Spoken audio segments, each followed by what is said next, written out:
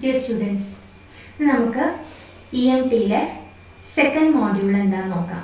First മോഡ്യൂളിൽ നമ്മൾ കുറച്ച് വെക്ടർ അനാലിസിസ്, വെക്ടർ എങ്ങനെയാണ് കോർഡിനേറ്റ് സിസ്റ്റത്തിൽ റെപ്രസെൻറ്റ് ചെയ്യുക, അതുകൊണ്ട് വെക്ടർ വെച്ചിട്ടുള്ള കുറച്ച് ഓപ്പറേഷൻസ്, ഡൈവേർജൻസ്, ഗ്രേഡിയൻസ്, കേള് എന്നൊക്കെ പറഞ്ഞിട്ട് കുറച്ച് ഓപ്പറേഷൻസ് ഒക്കെയാണ് നമ്മൾ പഠിച്ചിട്ടുള്ളത്. ഇനി ഫസ്റ്റ് മോഡ്യൂളിൽ പഠിച്ചിരിക്കുന്ന കാര്യങ്ങളൊക്കെ നമുക്ക് ഇനി അപ്ലൈ ചെയ്യണം. അതാണ് ബാക്കി വരുന്ന മോഡ്യൂളുകളിൽ. സെക്കൻഡ് മോഡ്യൂളിൽ നമ്മൾ മെയിനായിട്ട് ഇലക്ട്രോസ്റ്റാറ്റിക്സ് ആയിട്ടാണ് ഡീൽ ചെയ്യുന്നത്. ഇലക്ട്രോസ്റ്റാറ്റിക് എന്ന് പറഞ്ഞു കഴിഞ്ഞാൽ എന്താണ്? സ്റ്റാറ്റിക് എന്ന് പറഞ്ഞാൽ എന്താണ്? സ്റ്റേഷനറി ചാർജസ് അല്ലേ? അപ്പോൾ സ്റ്റേഷനറി ചാർജസിനെ കുറിച്ചിട്ടുള്ളൊരു അനാലിസിസ് ആണ് സെക്കൻഡ് മോഡ്യൂൾ. സ്റ്റേഷനറി ചാർജ് അനാലിസിസിന് മെയിനായിട്ട് നമ്മൾ ഉപയോഗിക്കുന്ന രണ്ട് കാര്യങ്ങളാണ്. ഒന്ന് കൂളംസ് ലോയും അതുപോലെ ഗോസസ് ലോയും. കൂളംസ് ലോയാണ് അതുപോലെ ഫോഴ്സ്, രണ്ട് സ്റ്റാറ്റിക് ആയിട്ടുള്ള ചാർജസ് തമ്മിലുള്ള ഫോഴ്സ് ഓഫ് അട്രാക്ഷനും അത് വെച്ചിട്ട് ഇലക്ട്രിക് ഫീൽഡ് ഇൻറ്റൻസിറ്റി ഒക്കെ കണ്ടുപിടിക്കാമെങ്കിൽ കുറച്ചും കൂടി കോംപ്ലിക്കേറ്റഡ് ആയിട്ടുള്ള calculations, same electric field distribution അറിയാൻ വേണ്ടിയിട്ട് ഉപയോഗിക്കുന്ന സാധനമാണ് ഗോസസ് ലോ. അപ്പോൾ നമുക്കിന്ന് കോളംസ് ലോ വെച്ചിട്ടുള്ള അനാലിസിസ് നോക്കാം. ഓക്കെ, എന്താ സ്റ്റാറ്റിക് ചാർജ് എന്നുള്ളതിൽ ആർക്കും കൺഫ്യൂഷൻ ഒന്നുമില്ലല്ലോ. സ്റ്റേഷനറി ആയിട്ടുള്ള ചാർജ്, അതായത് എവറി ബോഡി, എല്ലാ മാറ്ററും, every matter is made up of charges. അറിയാം, കാരണം ഒരു ന്യൂക്ലിയസും അതിൻ്റെ ചുറ്റും ന്യൂട്രോൺസും പ്രോട്ടോൺസും, ന്യൂക്ലിയസിലെ ന്യൂട്രോൺസും പ്രോട്ടോൺസും പുറത്ത് ഇലക്ട്രോൺസും ഒക്കെ ആയിട്ടാണ് ഉണ്ടാക്കിയിരിക്കുന്നത്. അപ്പം ഏതൊരു ആറ്റം എടുത്തു കഴിഞ്ഞാലും number of electrons is equal to number of protons. അങ്ങനെയാകുമ്പോൾ അവിടെ ചാർജ് ഇല്ല, ന്യൂട്രൽ ആണ്. പക്ഷേ എക്സസ്, അതായത് ഏതെങ്കിലും ഒന്ന് എക്സസ് ആവുകയാണെങ്കിൽ, കാരണം number of electrons greater than number of proton ആവുകയാണെങ്കിൽ ആ ബോഡി നെഗറ്റീവ്ലി ചാർജ്ഡ് ആണെന്ന് പറയാം. Number of protons greater than electrons ആണെങ്കിൽ നമുക്കത് പോസിറ്റീവ്ലി ചാർജ്ഡ് ആണെന്ന് പറയാം. ഓക്കെ, അപ്പോൾ നിങ്ങൾ ശ്രദ്ധിച്ചിട്ടുണ്ടാകും, നിങ്ങളൊരു കോമ്പ് എടുത്തിട്ട് അല്ലെങ്കിൽ സ്കെയിൽ, സ്കൂളിലൊക്കെ പഠിക്കുന്ന കാലത്ത് സ്കെയിൽ എടുത്തിട്ട് തലയിൽ ഉരച്ച് കഴിഞ്ഞിട്ട് ചെറിയ പേപ്പർ തുണ്ടുകൾ നിങ്ങൾ മുറിച്ചിട്ട് കഴിഞ്ഞാൽ ആ സ്കെയില് പേപ്പറിനെ അട്രാക്ട് ചെയ്യും. അപ്പോൾ അവിടെ സ്കെയില് ചാർജ്ഡ് ബോഡിയാണ്, അതുപോലെ പേപ്പറും ചാർജ്ഡ് ബോഡിയാണ്, ന്യൂട്രൽ ആണ്. പക്ഷേ നമ്മൾ ഒന്നിനെ എഗെയിൻസ്റ്റ് റബ്ബ് ചെയ്യുന്ന സമയത്ത്, അതായത് ഹെയറിലേക്ക് ഈ കോമ്പ് റബ്ബ് ചെയ്യുമ്പോൾ എന്താ ചെയ്യുന്നത്, നമ്മൾ അത് ഒന്ന് കൂടുതൽ ഏതെങ്കിലും ഒരു പോസിറ്റീവ് ചാർജ് കൂടുതൽ വരിക, അപ്പോൾ അത് മറ്റതിനെ അട്രാക്ട് ചെയ്യുക ആണ് ചെയ്യുന്നത്. ഓക്കെ, അപ്പോൾ നമുക്കറിയാം ഏതൊരു ബോഡിയും തമ്മിൽ, അതായത് ചാർജ്ഡ് ബോഡീസ് ആണെങ്കിൽ പോസിറ്റീവ് ചാർജസോ അല്ലെങ്കിൽ നെഗറ്റീവ് ചാർജസോ ആയിട്ടുള്ള പോയിന്റ് ചാർജസ് ഉണ്ടെങ്കിൽ ആ ചാർജ്ഡ് ബോഡീസ് തമ്മിൽ അല്ലെങ്കിൽ ആ പോയിന്റ് ചാർജസ് തമ്മിൽ ഫോഴ്സ് ഓഫ് അട്രാക്ഷൻ ഉണ്ടാകാം അല്ലെങ്കിൽ ഫോഴ്സ് ഓഫ് റിപ്പൽഷൻ ഉണ്ടാകാം. രണ്ടും ലൈക്ക് ബോഡീസ് ആണെങ്കിൽ അല്ലെങ്കിൽ സെയിം ചാർജ് ആണെങ്കിൽ തമ്മിൽ റിപ്പൽഷൻ ആയിരിക്കും. രണ്ടും അൺലൈക്ക് ചാർജസ് ആണെങ്കിൽ ദേ അട്രാക്ട് ഈച്ച് അതർ. നിങ്ങൾ ഗ്രാവിറ്റേഷണൽ ഫോഴ്സ് ഓഫ് ന്യൂട്ടൺ, അല്ലെ, ഗ്രാവിറ്റേഷണൽ ലോ പഠിച്ചിട്ടില്ലേ ന്യൂട്ടന്റെ? എന്താ അതിൽ പറയുന്നത്? ഗ്രാവിറ്റേഷണൽ ഫോഴ്സ് അല്ലെങ്കിൽ gravity force is directly proportional to m1 m2 divided by r². നമ്മൾ അതിനനുസരിച്ച് നമ്മൾ ഏതൊരു സാധനം മുകളിലേക്ക് ഇട്ടാൽ താഴേക്ക് വരുന്നത്, ഭൂമി അതിനെ അട്രാക്ട് ചെയ്യാണ്. അപ്പോൾ അവിടെ m1 into m2 mass of the two bodies proportional ആണ് force, and inversely proportional to the distance between them. അതുകൊണ്ട് gravity force is equal to a K constant into m1 into m2 divided by r². Already പഠിച്ച കാര്യമാണ്. അപ്പോൾ അത്രയും കാര്യങ്ങളൊക്കെ അറിയുകയാണെങ്കിൽ നമുക്ക് coulombs ലോയിലേക്ക് കടക്കാം. നേരത്തെ പറഞ്ഞു, ഏത് രണ്ട് ചാർജ്ഡ് ബോഡീസ് ഉണ്ടെങ്കിൽ ആ ചാർജ്ഡ് ബോഡി തമ്മിൽ ഫോഴ്സ് ഓഫ് അട്രാക്ഷനോ അല്ലെങ്കിൽ ഫോഴ്സ് ഓഫ് റിപ്പൽഷനോ ഉണ്ടാകാം. ലൈക്ക് ചാർജസ് ആണെങ്കിൽ ദേ അട്രാക്ട് ഈച്ച് അതർ. ആ ഫോഴ്സ് അട്രാക്ഷൻ വേണ്ടിയിട്ടാണ് ഉപയോഗപ്പെടുത്തുന്നത്, അല്ലെങ്കിൽ they repel each other. And that force is proportional to magnitude of each charge and inversely proportional to the square of the distance between them, and also directed along the line joining the charges. Gravitational force പോലെ electrostatic force F between charge 1 and charge 2 is directly proportional to first charge, second charge divided by distance between them. Proportionality constant മാറ്റിയിട്ട് നമുക്കൊരു K എന്ന് പറയുന്ന കോൺസ്റ്റന്റ്സിനെ വെക്കാം. ആ constant എന്ന് പറയുന്നത് ഇതാണ് 1/4πε0ε അല്ലെങ്കിൽ 1/4πε എന്ന് പറയാം. Epsilon is the permittivity of the medium. ഏത് മീഡിയത്തിലാണോ വെക്കുന്നത് അതാണ്. ഓക്കെ, അപ്പോൾ ഇവിടെ എപ്സിലോൺ 0 എന്ന് പറയുന്നത് permittivity of the free space and epsilon r എന്ന് പറയുന്നത് റിലേറ്റീവ് പെർമിറ്റിവിറ്റി ആണ്. അപ്പോൾ എയർ ഇസ് എ മീഡിയം ആണെങ്കിൽ റിലേറ്റീവ് പെർമിറ്റിവിറ്റി 1 ആണ്. അപ്പോൾ k is equal to 1/4 epsilon 0 എന്ന് മാത്രമേ ഉണ്ടാവുള്ളൂ. അപ്പോൾ നമ്മൾ ഇനി അങ്ങോട്ടേക്ക് ഡീൽ ചെയ്യുന്നതൊക്കെ എയർ ആസ് മീഡിയം എന്നായിട്ടാണ്. അതുകൊണ്ട് അധികം 1/4 എപ്സിലോൺ 0 എന്ന് മാത്രമേ കാണുള്ളൂ. അതുകൊണ്ട് നിങ്ങൾക്ക് കൺഫ്യൂസ്ഡ് ആവേണ്ട ആവശ്യമില്ല. പക്ഷെ എപ്പോഴും അത് എപ്സിലോൺ ആണ് എന്ന് depends upon the relative permittivity of the medium എന്നുള്ളത് നിങ്ങൾക്ക് അറിഞ്ഞിരിക്കണം. ഇനി ശ്രദ്ധിക്കുക, ബൈ ഹാർട്ട് പഠിക്കേണ്ട ഒരു വാല്യൂ ആണ് epsilon 0 or permittivity of the free space equal to 8.854 into 10⁻⁻12 unit ഒക്കെ ഓർത്ത് വയ്ക്കുക, ഫാരഡ് പെർ മീറ്റർ. അപ്പോൾ ഈ പറഞ്ഞ കാര്യങ്ങളൊക്കെ പെർമിറ്റിവിറ്റി എന്താണ്, എപ്സിലോൺ 0യുടെ വാല്യൂ എന്താണ്, എപ്സിലോൺ 0യുടെ യൂണിറ്റ് എന്താണ്, എഫിൻ്റെ യൂണിറ്റ് എന്താണ്, ചാർജിൻ്റെ യൂണിറ്റ് എന്താണ്, ഇതൊക്കെ എന്ന് പറയുന്നത് നമ്മൾ ഒബ്ജക്റ്റീവ് ടൈപ്പ് ഒരു എക്സാം നിങ്ങൾ അറ്റൻഡ് ചെയ്യുമ്പോൾ വരുന്ന ക്വസ്റ്റ്യൻസ് ആണ്. അപ്പോൾ ഇതിൽ ഓരോന്നും വളരെ വ്യക്തമായിട്ട് തന്നെ ഓർത്ത് വയ്ക്കുക. അപ്പോൾ നമുക്ക് എഴുതാം F12 is equal to Q1 Q2 by 4πε0 R12 square and U12 is the unit vector along the direction. Okay. ഇനി ഇറ്റ്സ് ഓൾവേസ് സൂപ്പർ പൊസിഷൻ. കാരണം ഒന്നിലധികം ചാർജസും മറ്റൊരു ചാർജുമായിട്ട് അട്രാക്ട് ചെയ്യുന്നതാണെങ്കിൽ ഓരോ ചാർജ് ഉണ്ടാക്കുന്ന ഫോഴ്സസ് എല്ലാം സമ്മപ്പ് ചെയ്തിരിക്കും റിസൾട്ടൻ്റ്. നോക്കുക, ഇവിടെ ഒരു ക്വസ്റ്റ്യൻ തന്നിട്ടുണ്ട്. 2 ചാർജസ്, ഒന്ന് ഫസ്റ്റ് കേസിൽ എയറിലാവുമ്പോൾ 2 ചാർജ് തമ്മിലുള്ള അട്രാക്റ്റീവ് ഫോഴ്സ് എന്താണെന്ന് നോക്കി. കാരണം അത് എപ്സിലോൺ 0യുടെ വാല്യൂ ഇട്ട് ചെയ്തു. ഇനിയിപ്പോൾ കെരസലിലാവുമ്പോൾ എന്താണ് ഫോഴ്സ്, അപ്പം അതിൻ്റെ റിലേറ്റീവ് പെർമിറ്റിവിറ്റി തന്നിട്ടുണ്ട്, അത് വെച്ചിട്ട് പ്രോബ്ലം ചെയ്തു. ഇതിലെന്തെങ്കിലും കൺഫ്യൂഷൻ ഉണ്ടെങ്കിൽ ചോദിക്കുക കേട്ടോ. ഓക്കെ, അപ്പോൾ കൂളംസ് ലോ പറഞ്ഞു. ഇനി നമുക്ക് അടുത്ത് അറിയാനുള്ളത് ഇലക്ട്രിക് ഫീൽഡ് ഇൻറ്റൻസിറ്റി. അപ്പോൾ എപ്പോഴും ഫോഴ്സ് ആണ് റെപ്രസെൻറ്റ് ചെയ്യുന്നത്. ഫോഴ്സിൻ്റെ യൂണിറ്റ് എന്താണെന്ന് നിങ്ങളൊന്നും കൂടെ ഓർത്ത് വയ്ക്കുക. ഫോഴ്സിൻ്റെ യൂണിറ്റ് എപ്പോഴും എന്താണ്, ന്യൂട്ടൺ ആണ്. കൂളംസ് ലോ സ്റ്റേറ്റ് ചെയ്യുന്നത് തന്നെ ഫോഴ്സിൻ്റെ പേരിലാണ്. ഇനി electric field intensity. Field intensity എന്താണെന്ന് വെച്ചാൽ ഇലക്ട്രിക് ഫീൽഡ് എന്ന് സിംപ്ലി പറയാം. It is at A point is defined as the force per unit charge on a test charge beam as small as possible in comparison with the other charge forming the system. Okay. അപ്പോൾ force of attraction per unit positive charge. ഈ unit positive ചാർജിനെ നമ്മൾ എപ്പോഴും ഒരു test charge ആയിട്ട് അല്ലെങ്കിൽ എപ്പോഴും അങ്ങനെയാണ് പറയാറ്. അപ്പം ഒരു സ്ഥലത്ത് ഒരു ചാർജ്ഡ് ബോഡി ഉണ്ട്, ഒരു പോയിന്റ് ചാർജ് ഉണ്ട്. അപ്പം നമ്മൾ അസ്യൂം ചെയ്യാണ് എന്ത്, കുറച്ച് ദൂരെയായിട്ട് ഒരു ടെസ്റ്റ് ചാർജ് ഉണ്ട്. അപ്പോൾ ഈ ടെസ്റ്റ് ചാർജിൽ ഇത് എക്സേർട്ട് ചെയ്യുന്ന ഫോഴ്സ് എന്താണ് എന്നുള്ളതാണ് ഇലക്ട്രിക് ഫീൽഡ് എന്നുള്ളതുകൊണ്ട് ഉദ്ദേശിക്കുന്നത്. ഓക്കെ, ഇലക്ട്രിക് ഫീൽഡിൻ്റെ യൂണിറ്റ് ന്യൂട്ടൺ പെർ കൂളം. കാരണം newton force per unit charge ആണല്ലോ. ഫോഴ്സിൻ്റെ യൂണിറ്റ് ന്യൂട്ടൺ ആണ്, ചാർജിൻ്റെ യൂണിറ്റ് കൂളമാണ്. അതുകൊണ്ട് newton per coulomb. And electric field intensity also can be represented using volt per meter. മറന്നുകൊണ്ട. ഓക്കെ, അപ്പോൾ ഇവിടെ നമ്മളൊരു ചാർജ് കൺസിഡർ ചെയ്തു, പ്ലസ് ക്യൂ എന്ന് പറയുന്ന ചാർജ്. എല്ലാ ഡയറക്ഷനിലേക്കും അതിൻ്റെ ഫീൽഡ് ലൈൻസ് കാണിച്ചിട്ടുണ്ട്. ഓക്കെ, ഇനി ഈ ചാർജ് നമ്മൾ നോക്കുക, ഒരു R എന്ന് പറയുന്ന ഡിസ്റ്റൻസിൽ നമ്മളൊരു യൂണിറ്റ് പോസിറ്റീവ് ചാർജ് Q എന്ന് പറയുന്നതിന് വെച്ചിട്ടുണ്ട്. അപ്പോൾ ഇത് തമ്മിലുള്ള ഫോഴ്സ് നേരത്തെ പറഞ്ഞ കൂളംസ് ലോ വെച്ചിട്ട് എന്താണ് ഫോഴ്സ്, 2 ചാർജ് മൾട്ടിപ്ലൈ ചെയ്യുക, Q into Q divided by 4πε. Epsilon എന്ന് പറയുന്നതാണ് epsilon R epsilon 0 into R². Okay, 2 തമ്മിലുള്ള ഡിസ്റ്റൻസ് ആണ്, R² ആണ്. അപ്പോൾ നമുക്കറിയാം ഇലക്ട്രിക് ഫീൽഡ് എന്ന് പറഞ്ഞു കഴിഞ്ഞാൽ ഫോഴ്സ് പെർ യൂണിറ്റ് ചാർജ് ആണ്. ഓക്കെ, അപ്പോൾ ഈ ഫോഴ്സ് ഡിവൈഡഡ് ബൈ Q ആ ടെസ്റ്റ് ചാർജിൽ ഉണ്ടാക്കുന്ന ഫോഴ്സ് അല്ലേ. അപ്പോൾ ആ Q കൊണ്ട് ഡിവൈഡ് ചെയ്തു. അപ്പോൾ E എന്തായി, E is equal to Q by 4πε R epsilon 0 R². ഇവിടെ ശ്രദ്ധിക്കുക, ഈ എപ്സിലോൺ എന്ന് പറയുന്നത് എപ്സിലോൺ R ആണ് കേട്ടോ. കാരണം പെർമിറ്റിവിറ്റി ഓഫ് ദ മീഡിയം ആണ് എപ്സിലോൺ R ഇൻറ്റു എപ്സിലോൺ 0. അപ്പോൾ ഇത് എപ്സിലോൺ R ആണ്, കൺഫ്യൂസ്ഡ് ആവേണ്ട കാര്യമില്ല.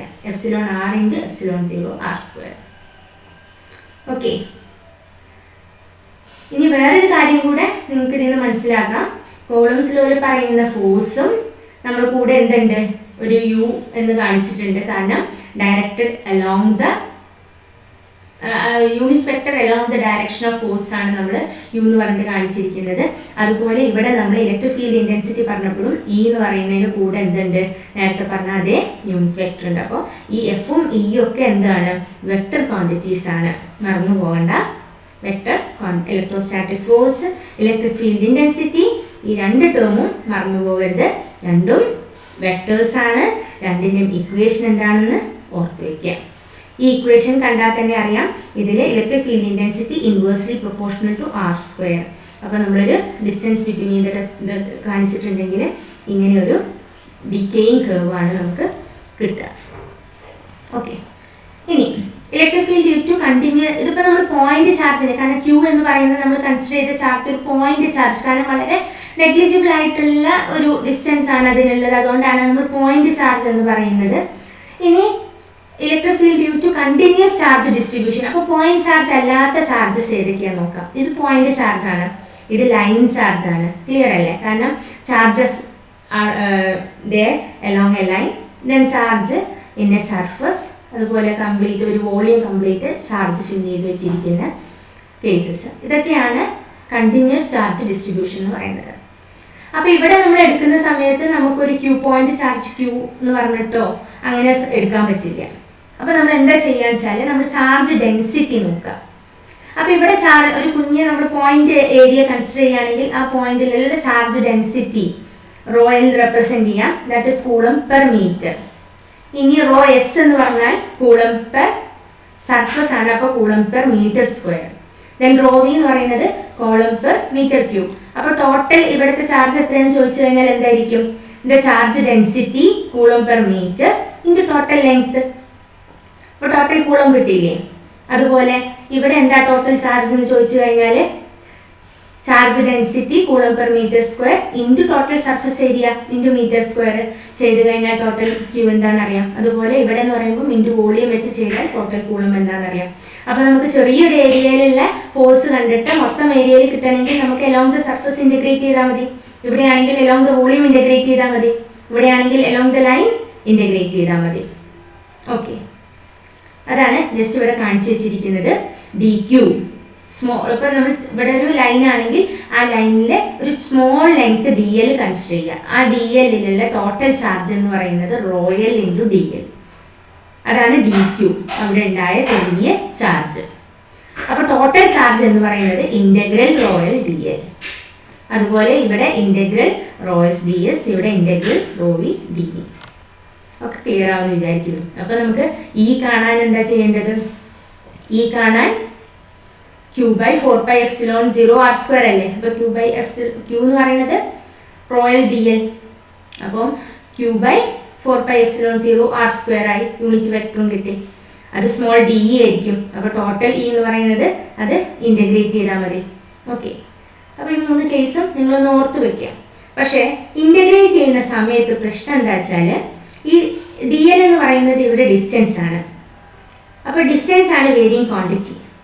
ഈ ആർ എന്ന് പറയുന്നത് എന്താണ്? ഡിസ്റ്റൻസ് ആണ്. ഈ ഡി എൽ വേരി ചെയ്യുന്നതിനനുസരിച്ച് ആറും വേരി ചെയ്യും. അപ്പോൾ ഓരോ കേസിലും നമ്മൾ പ്രത്യേകം ഇക്വേഷൻസ് കണ്ടുപിടിക്കേണ്ട വേണം. ഓക്കെ, അപ്പോൾ നിങ്ങളുടെ സിലബസിൽ ഈ ലൈൻ ചാർജിൻ്റെയും സർഫസ് ചാർജിൻ്റെയും കേസസ് പറഞ്ഞിട്ടുണ്ട്. അത് രണ്ടും നമുക്കൊന്ന് ഡിറൈവ് ചെയ്തെടുക്കാം. Electric field intensity at any point due to a line charge, അതുപോലെ electric field intensity at any point due to a surface charge.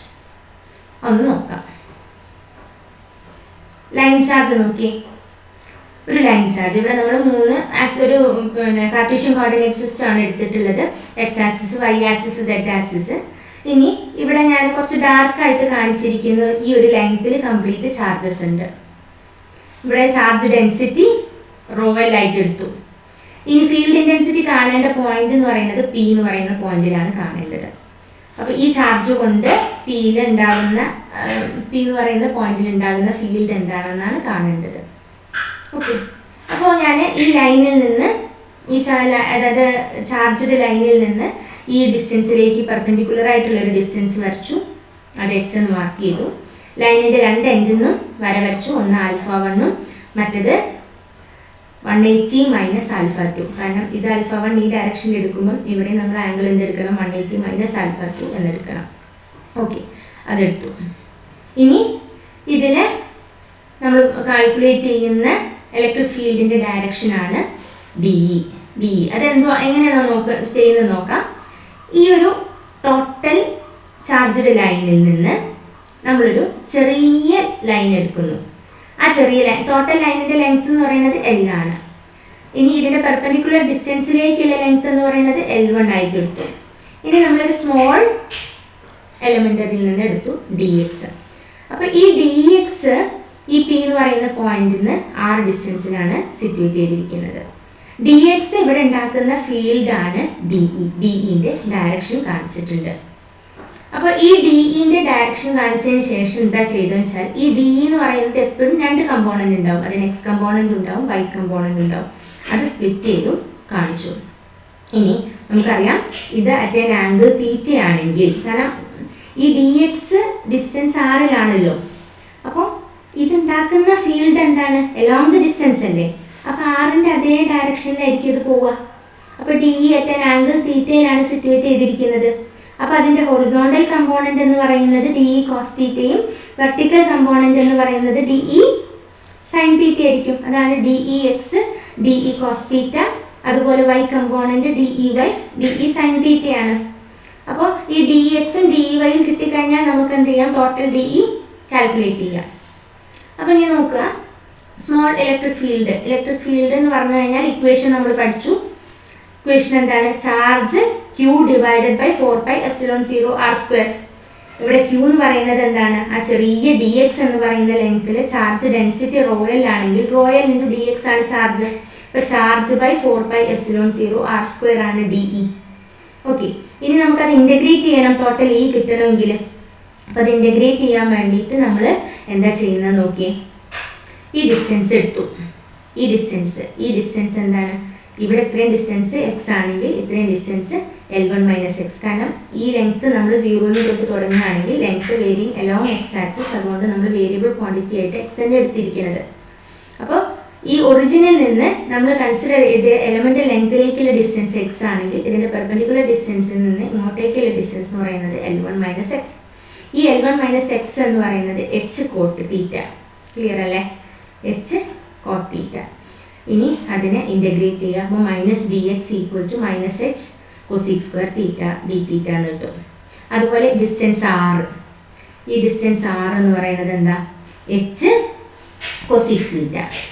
h cosec theta എന്നറിയാം. അപ്പോൾ dxൻ്റെ വാല്യൂ നമ്മളിവിടെ സബ്സ്റ്റിറ്റ്യൂട്ട് ചെയ്ത് കൊടുക്കുക. ഓക്കെ, അപ്പോൾ അതങ്ങനെ സബ്സ്റ്റിറ്റ്യൂട്ട് ചെയ്ത് കഴിഞ്ഞപ്പോൾ DEx എന്ന് പറഞ്ഞാൽ DE, കാരണം DE കിട്ടിയല്ലോ, DE കിട്ടിക്കഴിഞ്ഞാൽ DX അല്ലേ. DEx എന്താണെന്നറിയാം, DE കോസ് തീറ്റയാണ്. അതുപോലെ അപ്പോൾ ഈ DEx DE കോസ് തീറ്റയാണെങ്കിൽ EX ടോട്ടൽ ഇലക്ട്രിക് ഫീൽഡ്. ഈ DX എന്ന് പറയുന്ന എലമെന്റ് ഉണ്ടാക്കുന്ന ഫീൽഡാണ്. അപ്പോൾ ടോട്ടൽ L ലെങ്ത്തിൽ ഉണ്ടാക്കുന്ന ഫീൽഡ് എന്ന് പറയുമ്പോൾ നമ്മൾ ടോട്ടൽ അതിനെ ഇൻ്റഗ്രേറ്റ് ചെയ്യണം. എവിടെ നിന്ന് തൊട്ട് എവിടെ വരെയാണ് ഇൻ്റഗ്രേറ്റ് ചെയ്യേണ്ടത്, ആൽഫ 1 തൊട്ട് π മൈനസ് ആൽഫ 2 വരെ. ആൽഫ 1 തൊട്ട് π മൈനസ് ആൽഫ 2 വരെയാണ് ഇൻ്റഗ്രേറ്റ് ചെയ്യേണ്ടത്. അങ്ങനെ DEx ചെയ്തു. അതുപോലെ സിമിലർലി DEy എന്ന് പറയുന്നത് സൈൻ തീറ്റയാണ്. അതിനെ നമ്മൾ ഇൻ്റഗ്രേറ്റ് ചെയ്യുക. ആൽഫ 1 തൊട്ട് π മൈനസ് ആൽഫ 2 ഇൻ്റഗ്രേറ്റ് ചെയ്യുന്ന സമയത്ത് Eyൻ്റെ വാല്യൂ കിട്ടും. അപ്പോൾ EXും EYയും കിട്ടിക്കഴിഞ്ഞാൽ അതിൻ്റെ റിസൾട്ടൻ്റ് ആണ് എന്ത്, E എന്ന് പറയുന്നത്. പക്ഷേ കേസ് 1 എന്താ വെച്ചാൽ, point P is along the perpendicular bisector of the wire. ഇപ്പം നമ്മൾ എടുത്തിരിക്കുന്നത് ഈ പോയിന്റ് P എന്ന് പറയുന്നത് എവിടെയോ ഒരു ടെസ്റ്റ് പോയിന്റ് ആയിട്ട് എടുത്തിരിക്കുന്നത്. ഒരു കേസ് നമ്മൾ കൺസിഡർ ചെയ്യാണ്, ഇത് ഡയറക്റ്റ് ഇതിൻ്റെ മിഡിലാണ് പെർപെൻഡിക്കുലർ ബൈസെക്ടറിലാണ് ഇരിക്കുന്നതെങ്കിൽ ആൽഫ 1ഉം ആൽഫ 2ഉം എന്തായിരിക്കും, സെയിം ആയിരിക്കും. അപ്പോൾ ഇവിടെ സബ്സ്റ്റിറ്റ്യൂട്ട് ചെയ്യുക ആൽഫ 1 ആൽഫ 2. ആൽഫ 1ഉം ആൽഫ 2 സബ്സ്റ്റിറ്റ്യൂട്ട് ചെയ്യുന്ന സമയത്ത് EX ഇല്ലാണ്ടാവും, കാരണം 0 ഇൻറ്റു എന്ന് വരും. E ഈക്വൽ ടു EY മാത്രമേ ഉണ്ടാവുകയുള്ളൂ. That is rho L cos alpha divided by 2πε0h. Okay, ഇനി ഇൻഫൈനറ്റ്ലി ലോങ് കണ്ടക്ടർ ആണെങ്കിലോ, ആൽഫ എന്നുള്ള വാല്യൂ, കാരണം കുറേ ഹൈറ്റിലാണെങ്കിൽ നമുക്ക് ആംഗിൾ 0 ആയിട്ട് എടുക്കാം. ആംഗിൾ 0 ആയിട്ട് എടുക്കുന്ന സമയത്ത് കോസ് ആൽഫ എന്ന് പറയുന്നത് 1 ആയിട്ട് വരും. അപ്പോൾ E = ρL/2πε0h. ഇതെന്താണെന്നുള്ളത് ശരിക്കും ഓർത്ത് വെക്കണം. E എന്ന് പറയുന്നത് ഇലക്ട്രിക് ഫീൽഡ് ഇൻറ്റൻസിറ്റിയാണ്. ρL എന്ന് പറയുന്നത് ചാർജ് ഡെൻസിറ്റിയാണ്. അതുപോലെ H എന്ന് പറയുന്നത് ആ ചാർജ് ക്യാരിങ് ലൈനിൽ നിന്ന് പോയിന്റിലേക്കുള്ള ഡിസ്റ്റൻസ് ആണ്, പെർപെൻഡിക്കുലർ ഡിസ്റ്റൻസ് ആണ്. ഓക്കെ, അപ്പോൾ സാധാരണ കൂടുതലും ചോദിക്കുന്ന ഒരു സംഭവം ഇതാണ്, infinitely long conductor carrying charge produces electric field at A particular point P. അതെന്താണ് ഡിറൈവ് ചെയ്യാൻ, അല്ലെങ്കിൽ അത് തന്നിട്ട് ഇതിലേതെങ്കിലും പാരാമീറ്റേഴ്സ് H എന്താണെന്നൊക്കെ കണ്ടുപിടിക്കാൻ, ബാക്കിയുള്ള കാര്യങ്ങളൊക്കെ തന്നിട്ട് അങ്ങനെയുള്ള ചോദ്യങ്ങളാണ് ഉണ്ടാവുക. ഓക്കെ.